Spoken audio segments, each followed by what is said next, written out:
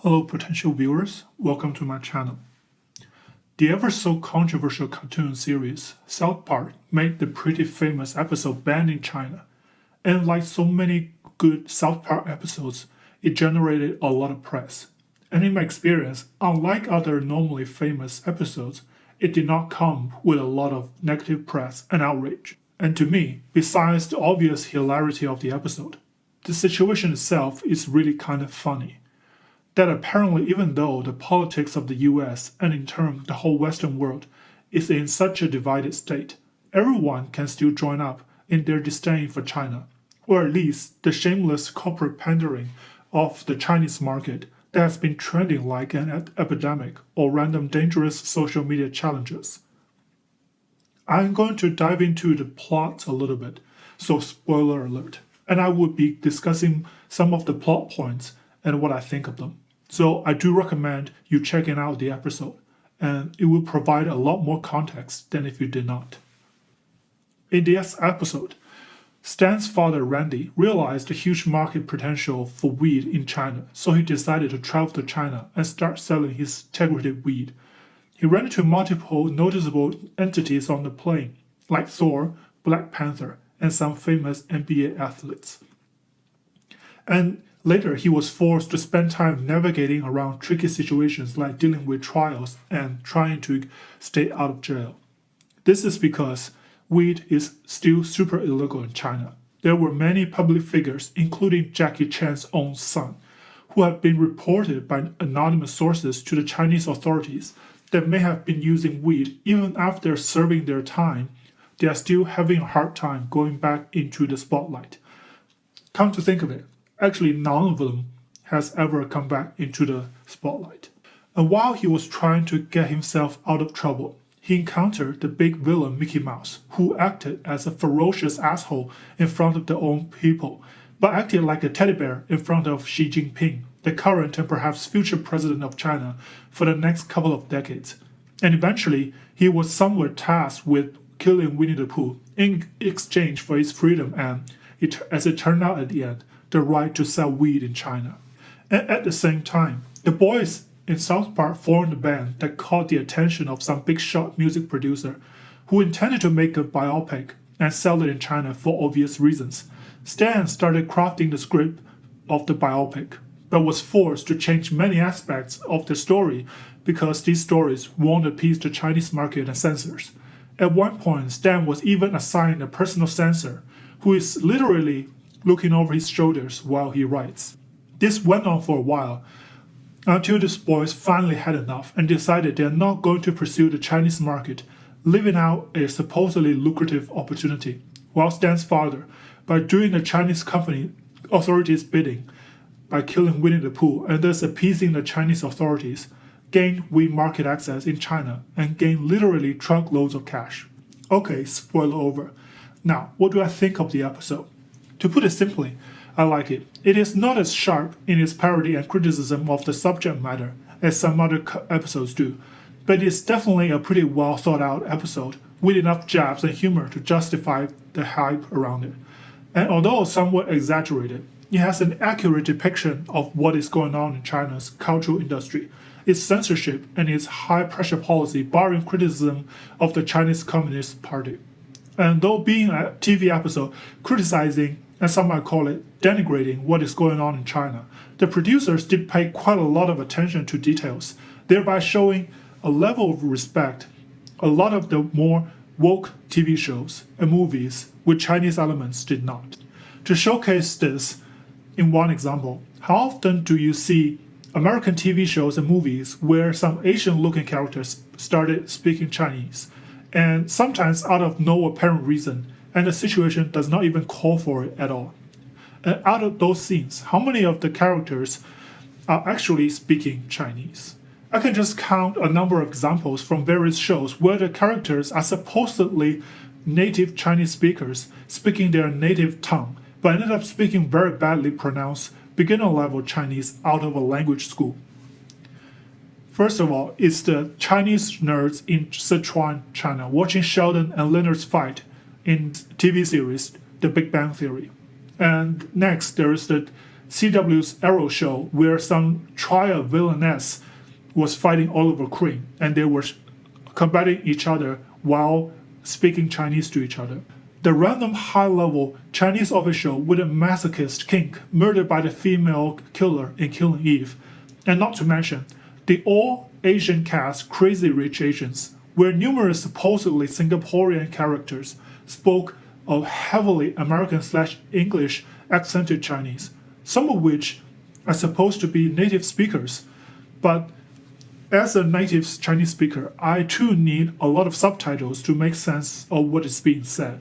And a lot of times, even if I can understand what is being said, the sentences are being uttered that are so clearly wrong, and Google Translate it totally take me out of the scene. And in Band in China, Stan's father's encounter with multiple Chinese speakers throughout the episode all feature voice play by native or at least decent speakers who can nail the pronunciation and sentence structures. They were spoken in slight accents that are native to China, from the northern accent of the custom lady at the airport who got Stan's father arrested, and the prisoner begging for mercy in a Fujian/Cantonese accent in front of the judges for the crime of mocking the Chinese Communist Party. These conversations do not have any subtitles, or at least not in the Hulu episodes I watch. Yet, any Chinese speaker can understand it perfectly. And this is where I find things funny and ironic about this situation. From a native Chinese speaker's point of view, an episode critical of China from a notoriously insensitive R-rated cartoon show displayed a better understanding of China and aspects of the Chinese culture that other shows and movies who are apparently appeasing the Chinese market did not show. And the reason behind it, though I do not intend to speculate on the intentions of the parties too much, in my opinion, there are several factors that cause the American movie and TV production companies in such a delicate honeymoon phase with the Chinese market, as well as in some weird limbo if they fail in the attempt. This coupled with the fact that the Chinese censors, like all historical censors do not operate under any clear guidelines. This has made their actual on-screen representation of China, as well as Chinese culture, intentionally single-sided and superficial. According to China News, it is reported that about more than 64 billion movie tickets were sold in Chinese theater market in 2019, and the theater market is expected to grow. Also, because of the crappy state the Chinese movie industry is in, and the hundreds of shitty movies it pumps out each year, tiring out its local audiences, the market is hungering for foreign, not-so-shitty movies. This is kind of the reason why horrible movies, when it comes to North American audiences, like The Megalodon and The Skyscraper starring Dwayne "The Rock" Johnson, still make quite a lot of money worldwide, because they generally do not have much competition in the Chinese market besides the other movies that made the Chinese foreign movie quota. And not every Chinese moviegoer is going to be satisfied by watching Avengers Endgame alone. While that, some TV studios have also made some decent money from China by selling the broadcast rights to the Chinese streaming companies like iQIYI and Sohu. The sheer size and lucrativeness of the market and the highly selective entrance criteria, in my humble opinion, is the source of a lot of the weirdness with a Chinese element in a lot of the Western entertainment products. Ever had a situation where a super hot girl with very selective and strict taste in men showed up at a social situation and four single guys started acting all kinds of weird? Yeah, probably a similar mentality at play there. This, of course, is on the surface similar, but totally different from the diversity and social justice phenomenon that are aimed at Chinese North Americans or in general Asian North Americans, where diverse, stunning, and brave characters appear and kick ass for no reason. To elaborate on that, the creators of the TV shows and movies, in an attempt to appease the Chinese market, will try to do some kind of delicate dance around the topic to appease the censors, but not seem like blatantly pandering because it might upset their home audiences. And while the normally woke TV shows and movies pandering to the Asian North Americans and in turn racial minorities in general are displayed no constraint in their posturing and virtue signaling, regurgitating mainstream media talking points and hot takes that sounded super handed down from somewhere above. The Avengers Endgame have a different cut for the movie for the same reason. The new scene with all Chinese actors and actresses are for the Chinese audiences only, will certainly not go well with the Western audiences, as it is painfully obvious who that scene is trying to please. And of course, this stance has been noticed by some home audiences, I would say a lot of home audiences, who may feel a bit left out, since not all the attention is on them now, and the industry that used to put them as the center of the marketing is now eyeing for a new land. This coupled with the fact that big-budget American movies are becoming more and more formulaic and repetitive, there being hardly any risk-taking in the movies anymore, and also not to forget the woke epidemic, gradually killing comedy and the display and discussion of controversial topics with nuances. The American audiences have become more aware that they are being served drier, creatively deprived, and offensively bland products, while studios are investing more and more in not bettering their products, but in appeasing a foreign market, a market under control of a censorious, evil, and oppressive country no less. This kind of frustration, in my humble opinion, is probably the main reason behind the support for this particular South Park episode. Unlike with many other episodes, which to me is in many ways sharper in its criticism and parody, i.e. the strong woman versus macho man athlete episode.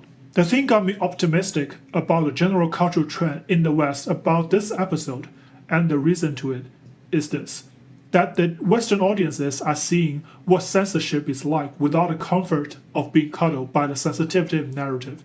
Why is censorship for one reason wrong, but okay in another? Why is corporate pandering to activist groups with censorious agenda the right thing to do, but appeasing the gatekeeper to another huge market the opposite? The Chinese market is huge and very profitable, no doubt.